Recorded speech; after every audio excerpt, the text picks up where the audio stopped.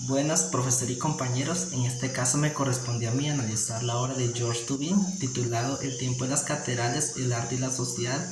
1980 a 1420.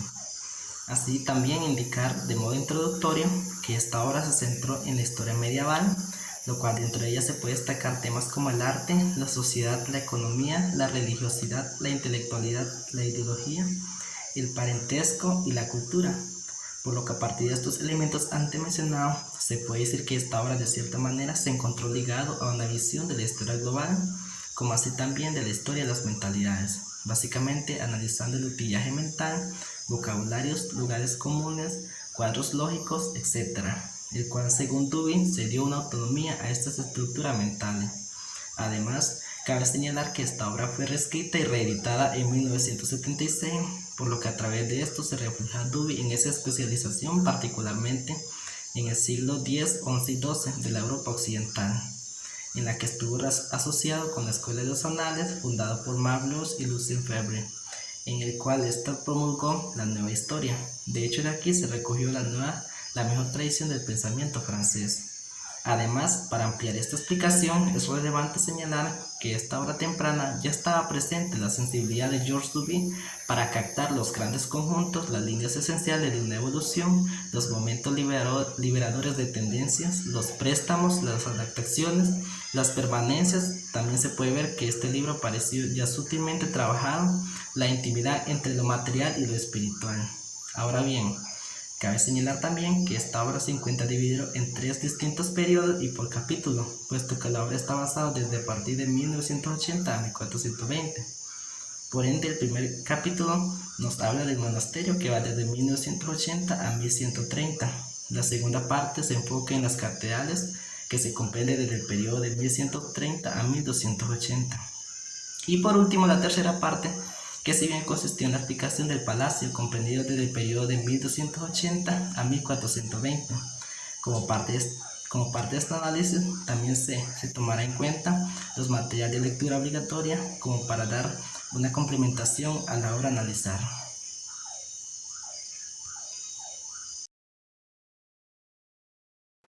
Ahora bien, en el primer capítulo se enfatiza lo que fueron los monasterios, basados desde el periodo de 980 a 1130. En este caso se enfatizó acerca de las regiones que fueron devastadas por el hambre, la ruina y la desesperanza que se vivió en los territorios rurales de Europa poco antes del año 1000. Por lo que a partir de esto se menciona en la página 13 que en las tinieblas del siglo X se comenzó a propagar a partir de los grandes dominios monásticos un muy oscuro progreso de las técnicas agrícolas, lo cual ese desarrollo proveyó poco a poco al campesinado de instrumentos más eficaces, de mejores arados, de mejores animales de tiro, capaces de labrar la tierra, de fertilizarla mejor, de dedicarse a los suelos pesados, dejados hasta entonces sin cultivar, y de en consecuencia promover los campos permanentes a expensas de la zarza, entre otros. Por ende, es importante mencionar que los monasterios fueron esos instrumentos para dar ese primer paso hacia el progreso de ese campesinado que si bien se encontró en la pobreza. Por el cual uno de estos problemas evidentes en este periodo fue la pobreza que vivieron muchas personas, aunque podría decir que no del todo, puesto que los nobles o los que pertenecían a la iglesia sí tenían este privilegio de poder comer, mientras que los demás eran pecados del hambre. Ya cuando los monasterios promovieron este instrumento para el desarrollo, las situaciones poco a poco fueron cambiando, aunque no del todo, puesto que solo algunos fueron protagonistas de este desarrollo, mientras que otros continuaron en la misma miseria y angustia. De hecho, se indicó en la página 14 que los campesinos de condición libre o sujetos a los viejos lazos de esclavitud que sobrevivieron, de cierta forma continuaron sus vidas carentes de toda esperanza, aunque sí menos hambriento. Ahora bien, en lo que respecta al aspecto social, se indicó en la página 14 que en esta época el señorío constituyó el armazón de la sociedad que aplastó y a la vez sometió a los más débiles, puesto que ellos poseyeron lo que fue los suelos, también las rentas, tenían la capacidad de combatir, juzgar y castigar todos los puestos dirigentes en la iglesia y en el mundo. Por otra parte, es importante señalar que el arte en dicha época tuvo la función de ofrecer a Dios la riqueza del mundo visible, permitiendo que el hombre por medio de los dones pudiese apaciguar la cólera del Todopoderoso y procurarse su gracia. donde se aludió a que el arte tuvo más de sacrificio, magia que de estética, por el cual esta se consideró uno de los caracteres más profundos que definió el arte artístico en Occidente entre el periodo de 980 a 1130. En este mismo capítulo, el autor Dubin nos habló del arte imperial, donde se mencionó en la página 21 que en la sociedad humana se concibió en el siglo XI como una imagen o como un reflejo de la ciudad de Dios, lo cual en este caso una monarquía. De hecho, se dice que la monarquía, de sus funciones, de sus recursos, dependió estrechamente del nacimiento de la obra de arte.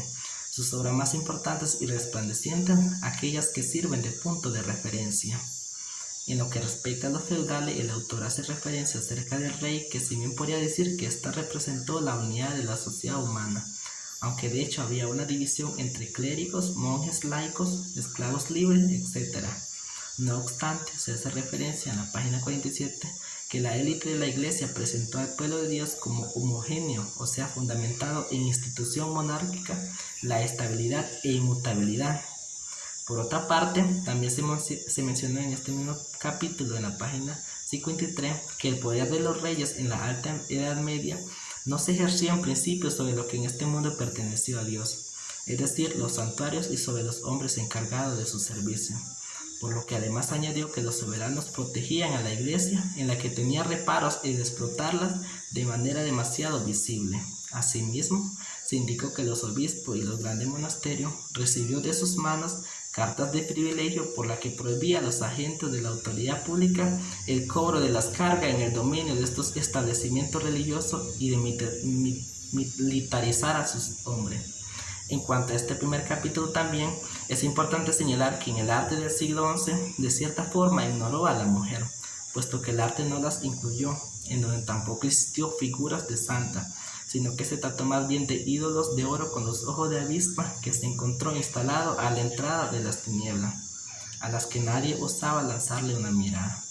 E incluso se menciona en la página 58 que María de cierta forma se encontró también en segundo plano. Ahora bien, complementando esta explicación del monasterio, podemos ver que en la lectura de Bachet de la civilización feudal, el autor de cierta manera hizo referencia al monasterio en la página 113, donde él indicó el papel de los monasterios en la que cuyo ideal ascético se tradujo en una práctica del esfuerzo redentor, concebido así como una forma de adoración divina y que no dejó de tener resultados tangibles, en particular en el Cistercienses.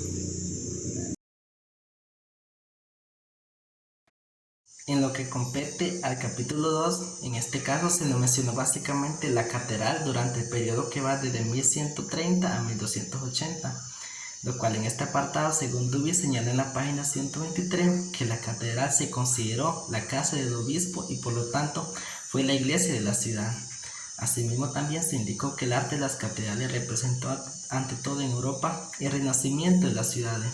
lo cual esto se dio durante los siglos XII y XIII, y que creció sin cesar y se extendió sus suburbios a lo largo de los caminos. Por lo cual, otro aspecto importante acerca de esto, y es que si bien el autor hace referencia a lo que fue el arte urbano, es decir, que el arte de las catedrales encontró en los campos cercanos el principal alimento para su crecimiento, lo cual esto se dio gracias a los innumerables pioneros, desbrozadores, plantadores de cepas, cavadores de fosos y diques, en medio de un inmenso progreso agrícola, por lo que aquel arte pudo concretarse. De esta manera queda claro también que las catedrales fue un símbolo del naciente poder regio y fruto de la prosperidad de la agricultura. Además aludió a que París fue la ciudad real, donde el autor señaló en la página 124 que esta ciudad fue la primera concentración urbana en la Europa medieval, y que si bien llegó a ser verdaderamente una capital, aunque una capital no de un imperio ni de una cristiandad, sino de un reino del reino. Por otra parte, se recalcó que el arte urbano culminó en París bajo las formas denominadas gótica, de la cual apareció como un arte real en la que sus temas centrales celebraban una soberanía que era la de Cristo y de la Virgen. Siguiendo la misma línea, el autor señaló que en la Europa de las catedrales se afirmó lo que fue el poderío de los reyes, que si bien se habían liberado de la presión feudal y que se impone. Otro aspecto que nos señalaba el autor en la página 126, y es que durante este periodo de la historia europea, de la cual se encontró en ese entonces acelerada por los innecesarios avances de la producción y por los éxitos comerciales, en los cuales los espíritus de cierta manera se agudizó por las tensiones entre la pasión por la riqueza, la impaciencia por engalanarse y gozar de ella, y por otra parte la profunda aspiración a la pobreza que se proponía a los cristianos como el camino más directo para su salvación. En cuanto a esto, también se indicó en la página 126 que entre el 1130 y 1280 los movimientos profundos que modificó imperceptiblemente la estructura no tuvieron más que débiles repercusiones en el estrecho círculo de los clérigos que dirigían a los artistas y supervisaban a las construcciones, el cual no tuvieron pues ninguna influencia sobre la obra de arte. Lo que también se menciona que la evolución dependió esencialmente de los progresos del pensamiento religioso, lo que para comprender el arte de esta época, más que la sociología o la economía, había que recurrir más que todo a la teología. Ahora bien, en este segundo capítulo también se logró percibir uno de los principales problemas y que si bien se encuentra ligado a lo que fue la preocupación fundamental del obispo en su catedral y que pronto también fueron a los príncipes, donde el autor en este caso hizo referencia en la página 127 que este problema iba ligado a los profetas falsos, en el cual para resolver esto primeramente se debía combatir a estos profetas como se indicó anteriormente, más que todo vencer sus argumentos y descubrir a los partidarios de sus sectas. Siguiendo la misma línea, se indicó que esta efervescencia de la herejía puso de manifiesto el impulso de crecimiento que animó entonces a toda la cultura occidental, y además se aludió que durante los siglos XII y XIII la presencia herética, la amenaza herética, dirigió a todos los desarrollos de un arte que se afirmó ante todo como una predicación de verdad, por lo que a raíz de esto se indicó que el arte de Europa se encontró sin embargo lejos de resolverse por completo esas fórmulas que proponían los maestros de la vanguardia teológica, es decir, en el gótico. Aunado de esto, Duby resaltó en la página 127 que el que se dedica a captar los vínculos reales entre el nacimiento de la obra de arte, las estructuras de las relaciones sociales y los movimientos del pensamiento, debe estar constantemente atento a esas complejidades de la geografía de la cultura, por lo que debe sobre todo considerar que los horizontes de la civilización europea se modificó profundamente entre 1130 y 1280. Producto de los diferentes acontecimientos reflejados en dicha época. A modo de complementación respecto a esa presencia herética, podemos ver cómo el autor Humberto menciona en el capítulo 8 de la obra de la época de los Feldam acerca de lo que fue la brujería, satanismo y sadismo, por lo que a través de esto se puede ligar a esa amenaza herética donde se señaló que los demonios se introducían en el cuerpo humano y de esta manera lo atormentaban. Así también se indicó que en la Edad Media ya se mencionaba el aquelarre como una reunión diabólica en la que las brujas no solo se dedicaban a hacer encantamientos, sino que también organizaban incluso auténticas orgías, manteniendo relaciones sexuales con el diablo. Por lo que queda claro que la presencia herética de cierta forma representó una amenaza durante la Edad Media, básicamente en estos aspectos antes mencionados y de la obra de la civilización feudal, donde mencionó que sería muy imprudente pensar en la sociedad medieval sin antes considerar la iglesia, donde también aludió que la catedral gótica se consideró el signo visible de la presencia de la institución eclesial, donde también se dice que los órdenes mendicantes eran los agentes de una pastoral destinada esencialmente al medio urbano.